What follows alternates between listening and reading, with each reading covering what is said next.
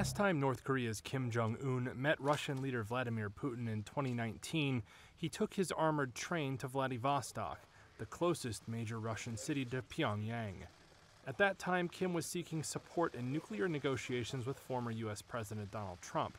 On Monday, the New York Times reported that he would travel to Russia this month to meet Putin again, under very different circumstances.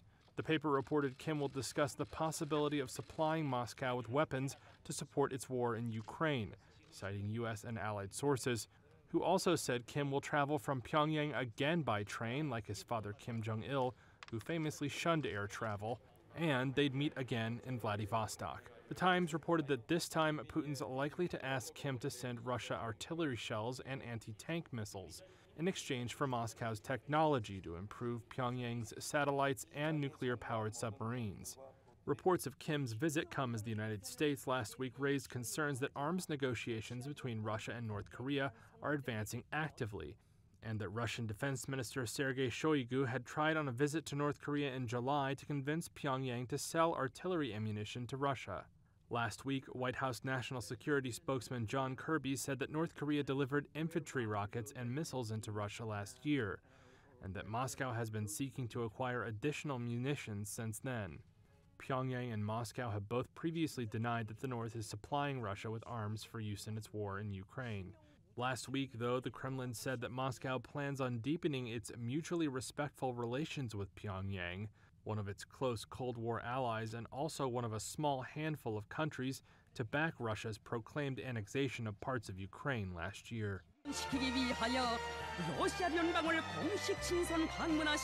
It's remarkable that personally I would expect that Kim Jong Un's first trip after the COVID isolation period, which lasted for 3 years, would be to China.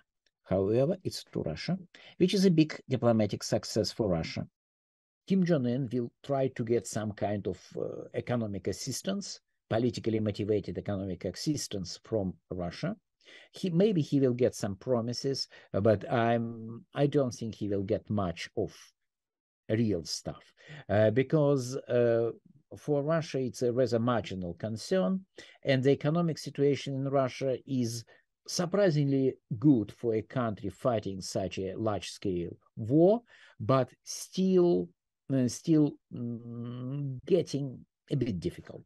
So probably North Koreans should not expect to get much aid and assistance, but well, opportunity to make money by sending their workers overseas, and maybe some limited military cooperation. But what is important is a show. It's largely about show. He wants to create an impression that he has Russian backing, which is partially true, but he wants to seriously emphasize it.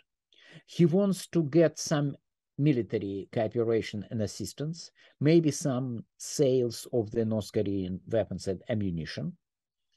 And probably there will be some talks about other kinds of economic cooperation, but I'm very skeptical because interaction between North Korea and Russia is quite limited. Most of the items North Korean companies can produce and sell well at the international market. Most of the items the North Koreans have competitive advantages in are of little or no interest for the Russian customers. It's basically about sending a signal to Washington that Russia is capable of creating some additional trouble for the United States in East Asia. And it's a kind of part of bargain, if you like, bargaining, or maybe a mutual blackmail related to the Ukrainian crisis. So the logic is, if the United States are excessively active in supporting Ukraine, Russia will probably start doing something to create a North Korean threat. It's a kind of message. Will it work? Well, big question. Maybe. I think it's, as I have said, it's largely about creating impression and not getting things done. But anyway, it's diplomacy very often is about appearances and public show. Oh, without Ukraine war, Russia would not care about North Korea, probably would follow the UN Security Council resolutions and would be reasonably reliable participant of the sanctions regime. So I think that Ukrainian war was a very good news for North Korea. Second best news of the last few years. The best news was, of course, beginning of the conflict between China and the United States.